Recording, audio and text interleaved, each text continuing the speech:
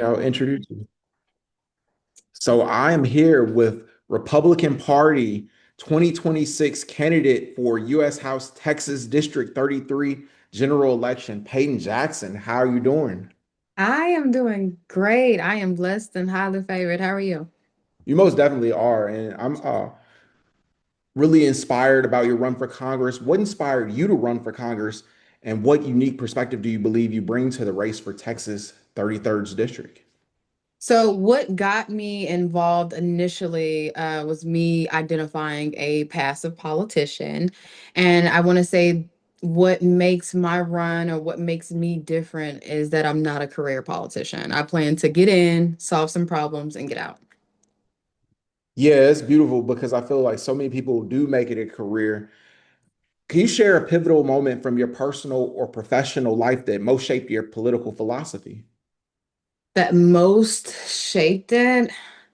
I don't think I have a strong pivotal moment. My red pill moment is when I actually started to pay attention to policy, and that was me typing in congress.gov after being ignorant for years and years and years. I finally typed that in, and what embraced me initially was the TikTok ban because I was so huge on TikTok. I was like, we have bigger things to worry about. At the time, I had recently found out that the DoD had never passed an audit. So the fact that our leaders, quote unquote, were so hell bent on banning an app while our border is open, while our federal minimum wage is 7.25. I mean, it Right. just I seen a lot of time wasting. So that embraced me to originally type in congress.gov, realize who represents me, and then do some more research on their bills. And at the time, I believe he was a 10-year incumbent. Now he's a 12 going on 13-year incumbent. Um, and it embraced me to actually be educated instead of going to the polls, voting based on identity politics or just emotionally voting. Yeah, I definitely that resonates with me because I think like the federal minimum wage is just ridiculous because like what state can anyone live off of that wage? Yeah. And I love one of the things you say, you were born black, not Democrat. What are your core values and which one drives you to your work the most? Um, I want to say my core values really align with my faith values. I am I want to say faithful follower of Christ, but sometimes I mess up.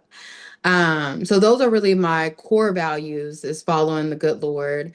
But my political values and one of the real reasons or the main reasons why I was so open to conservatism is taxes. I mean, my website and my slogan isn't no taxing with Jackson because it sounds okay.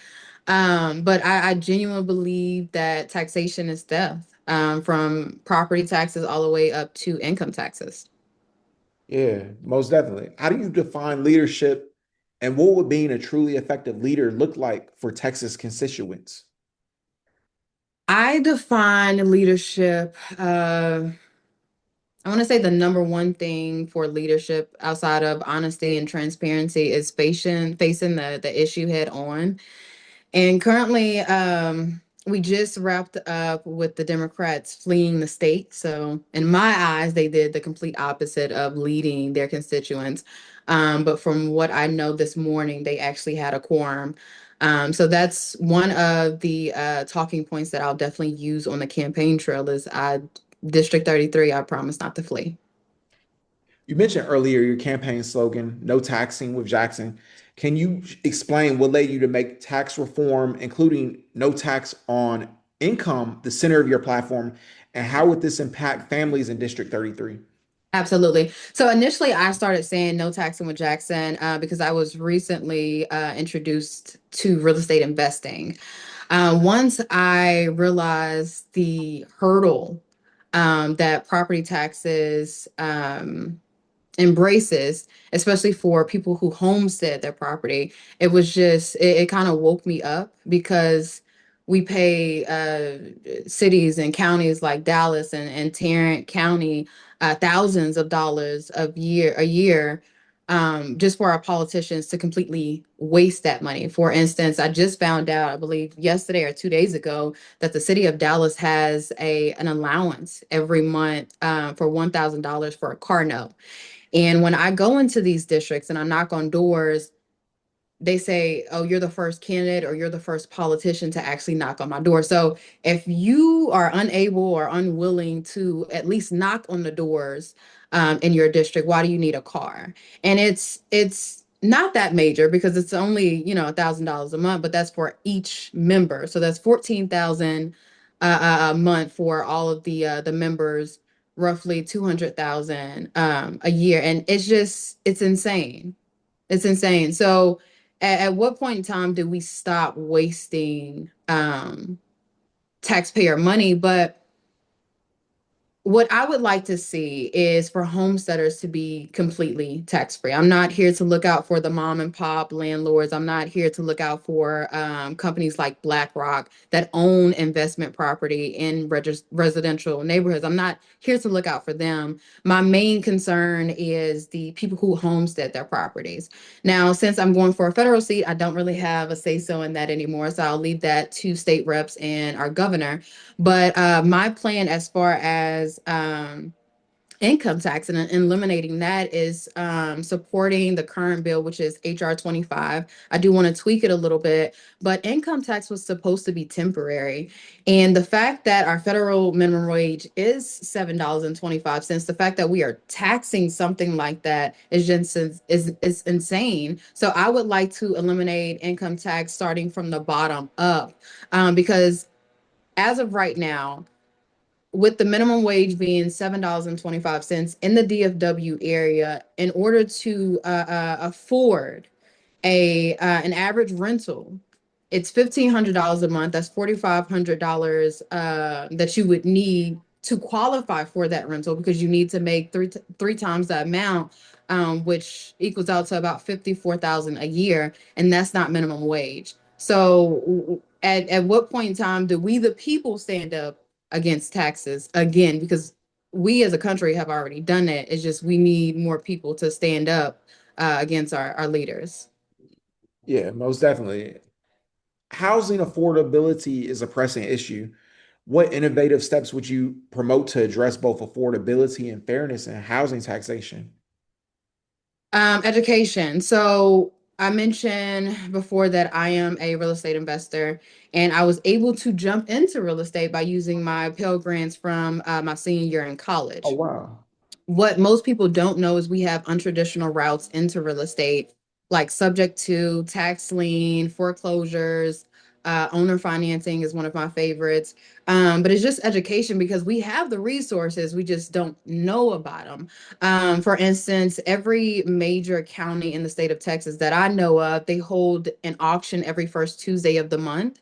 And when I go out to the courthouses and I'm mingling in these areas, it's very little Americans there. I believe I am the only Black person out there trying to get in front of this property that's on sale. But again, we don't know about it. And even the ones who do know about it, especially in the Black community, we have decided to gatekeep. So just putting that information out in front of the people so they could take advantage of it. Yeah, that's incredible. Are there any policy positions, even within your own party or political allies, you disagree with? How do you approach those differences? Any differences within the Republican Party? The only thing that comes to mind would be school lunches. I don't believe that the Republican Party would like to see every kid get a lunch, but I can't verify that. All of the meetings I've gone to, that's never brought up. But if that is something that the Republican Party has decided to champion, I would be against that. But I do want to say me and the Republicans don't agree on everything. But in comparison to the other side, I'll stick with the party that my ancestors created. Most definitely. Conservative and independent politics both carry strong stereotypes. How do you personally navigate political polarization and still engage across party lines? I don't. I don't. I think I'm a unicorn, but it's only because of ignorance. Like I just said, my ancestors made the Republican Party, and in Dallas County, our GOP is still ran by a black chairman. So, just providing that information, inviting more people out to conservative meetings, and then making sure that our local GOP is active within our neighborhoods because not everybody can make the GOP events. Some people don't have a car. Some people are literally scared of the Republican Party. They literally think that it's a Klan meeting. But just getting that education out to them and then meeting them exactly where they are. Yeah. What tangible actions will you take to protect civil rights and promote equality within your district? Equality is for anyone who is willing to take it. So that's my short and long answer for that. I think certain parts of the Civil Rights Act kind of disenfranchise the Black community, and it's used to create this victimhood with Black America. So everybody in America can grasp equality. They don't have to wait on me. How do you plan to connect with underrepresented or skeptical communities in the DFW Metroplex? They have to open the door. Of a district of roughly 1 million people. And I say 1 million because although the number is 700,000, not everybody completes the census. So initially, I'll be knocking on everyone's door, whether you're registered to vote or not, registered as a Democrat or Republican. I'll be knocking on everyone's door, but I can only do that so many times, me personally, myself, before I send out my team. So I'm more than willing to sit down and talk to anyone, even if you are a Democrat, but you have to open the door. Can you describe an ethical dilemma you faced in your career and how you've handled it? An ethical dilemma in my career.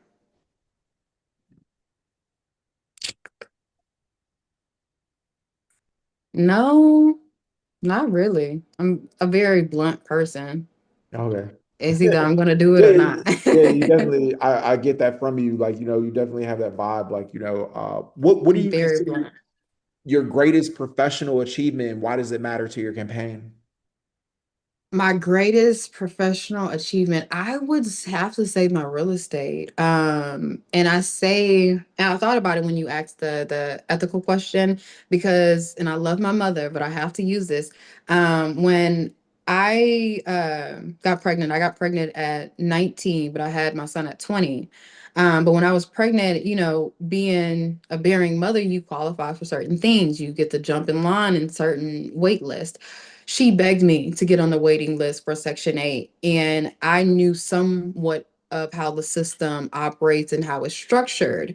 It's a very crippling system, and I'm a control freak. So the idea of the government or literally anyone telling me, oh, I can't make this amount or this will happen, it just didn't sit well with me. So instead of being yet another Section 8 tenant, I actually figured out how to become a Section 8 landlord. And I went through that process by myself, educating myself on HAP contracts and how to get through the inspection with the state.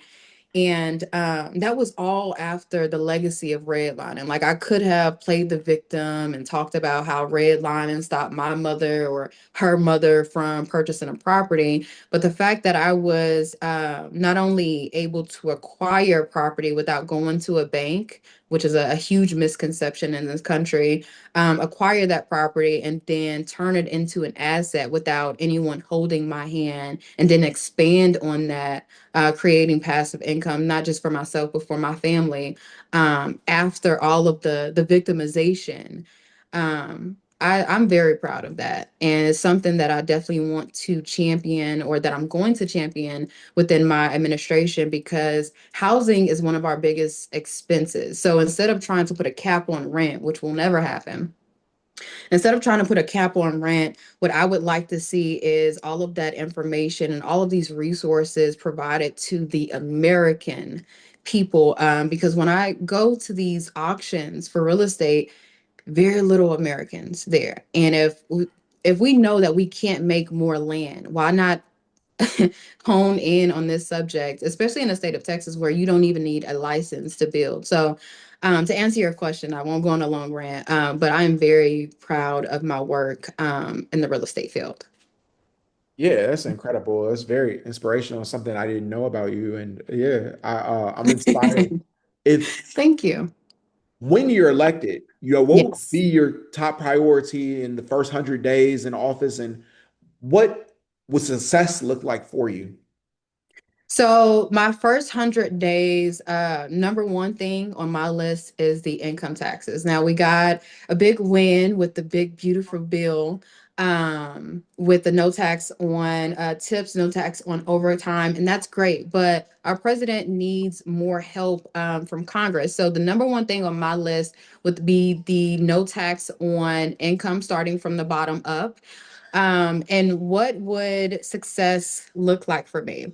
So I'm looking through congress.gov to not really compare, but to look at what the incumbent has done in comparison to his colleagues. And one of the things that stands out to me is the incumbent, the 12-year incumbent now, Marc Veasey, along with his neighboring colleague, Jasmine Crockett. They're not really getting any major work done. So, Right. in comparison to their administration's success to me, which I don't really compare myself to anyone, but success to me would be at least getting something to the floor and to the Senate, something pushed away from my desk and actually passed into law. Yeah. That's Something, definitely just one thing, because they make it look so hard. So, yeah, just one thing, and if that one thing could be the no tax on income starting from the bottom up, I would absolutely love that. that's incredible. Payton Jackson, I've really enjoyed this conversation. Last question. What Uh-huh. legacy would you like to leave both for the residents of District 33 and for future generations in Texas? The number one legacy that I want to leave is reforming our education system. I believe that sometimes you really can't teach an old dog new tricks.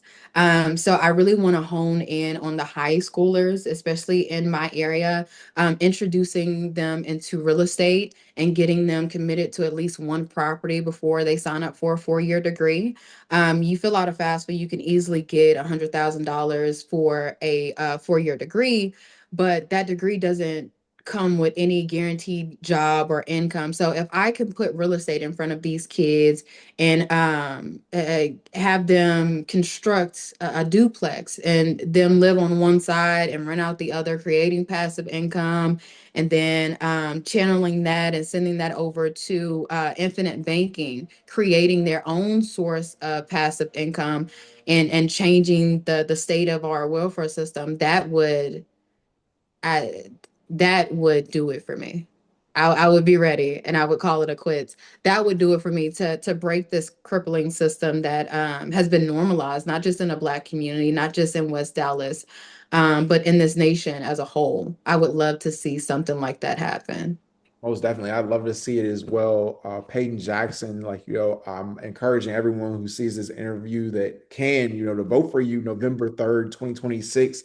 Vote Peyton Jackson, Republican Party. I really appreciate you for taking the time. Thank you, baby. It's an honor. Of course.